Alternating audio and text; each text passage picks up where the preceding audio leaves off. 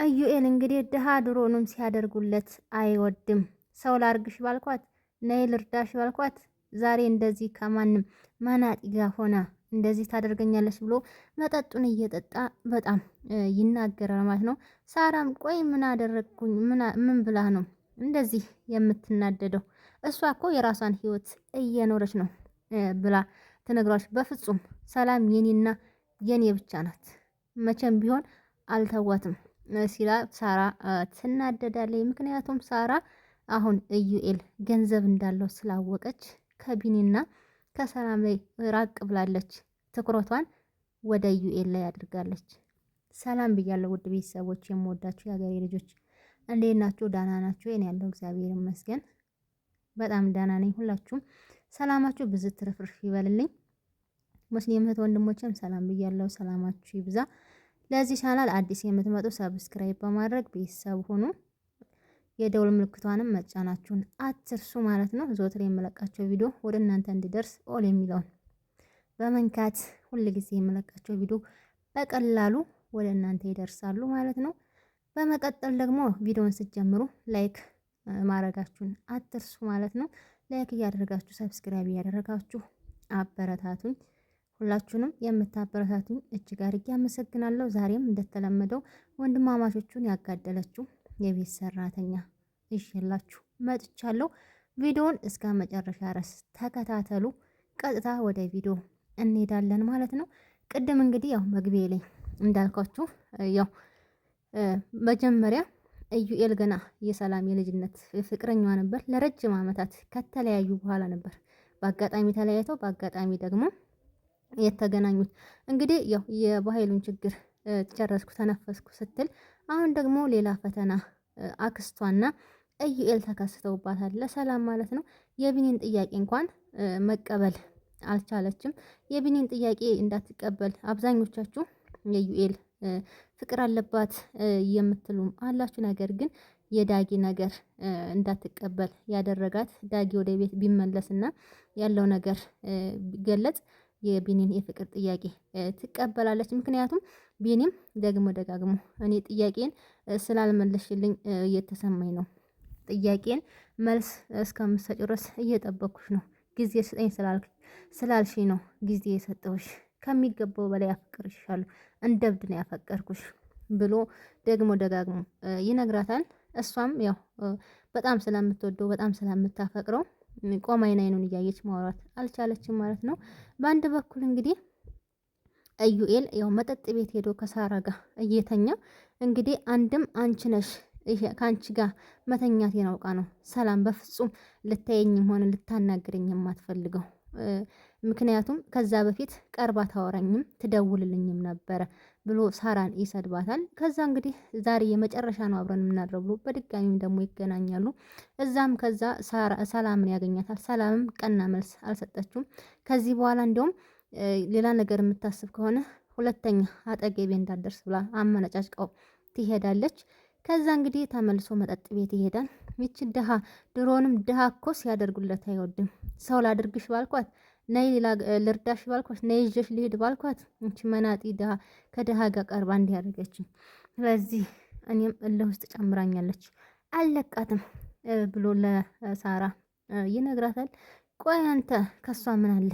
ወደ ራስ መለስ በል፣ በዙሪያ ብዙ ሴቶች አሉ ትለዋለች። እሱም እንግዲህ ያው የእናቱን ቃል እየጠበቀ ነው። ምክንያቱም እናቴ አግባ ያለችኝ ደም ምንድን ነው ደም ያላት የውሃ ደም ነው ምንድን ነው ይላል። ሳራም እንግዲህ እሱን እንድታገባ እሷ ፈልጋ ወይም ደግሞ አፍቅራው ሳይሆን አግብታ እሱን ገንዘቡን ሙልጭ ማድረግ ስለፈለገች እንዲያፈቅራት ብዙ ነገር ብታደርግም ፈጽሞ እሱ ግን ሊያፈቅራት አልቻለም። ተደጋጋሚ አብረው አድረዋል። ተደጋጋሚም ብር ሰጥቷታል። በስተመጨረሻ በየቀኑ ብር ስትለው እንደውም አካውንትሽን ስጪኝ ነው ያላት።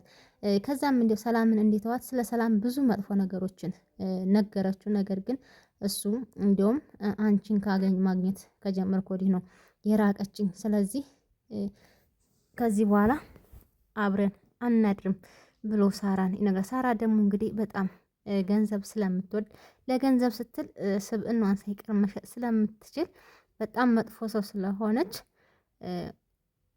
ያንን ገንዘብ እንዴት አድርጋ ወደ እሷ ማምጣት እንደምትችል በጣም ትያለች። ምክንያቱም እሱ ሁሉን ነገር ነግሯታል።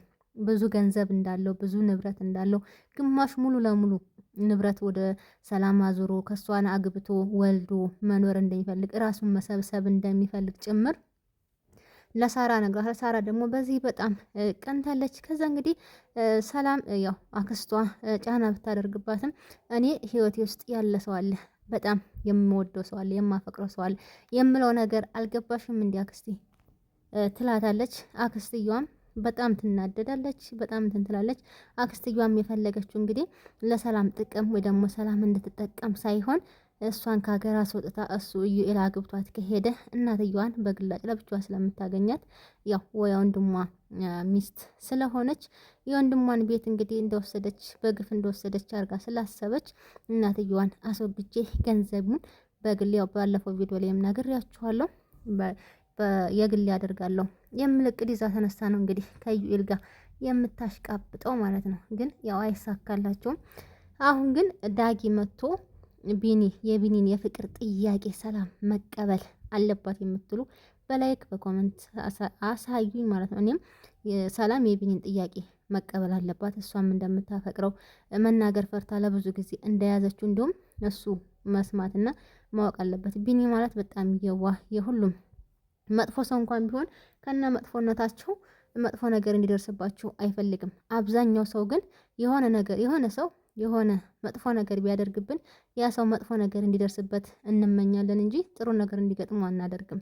ቢኒ ግን ሳራያን ሁሉ ነገር አድርገው ውጪ ሽንት ቤት እንሰራት እያለ ዳጊ ሲለው አይሆንም ብሎ የከለከለው እሱ ነው። ያችኛዋ ሰራተኛም ደግሞ ብዙ ነገር ስታደርግ ዛሬውን ውጪ ብሎ ከቤት ሲያስወጣት በፍጹም በንጋት በብርሃን ነው መሄድ ያለባት ብሎ በጣም የዋህ አስተዋይ ቅን ሰው ነው። ስለዚህ ቅን ሰው ደግሞ ሁል ጊዜ ቅን ነገር ይገባዋልና ሰላም የቢኒ የፍቅር ጥያቄ አሁን ተቀብላ ከቢኒ ጋር አንድ ሆና ያለባቸውን ችግር በጋራ መወጣት አለባቸው። ካለዛ በጣም ነው የሚያስጠላው።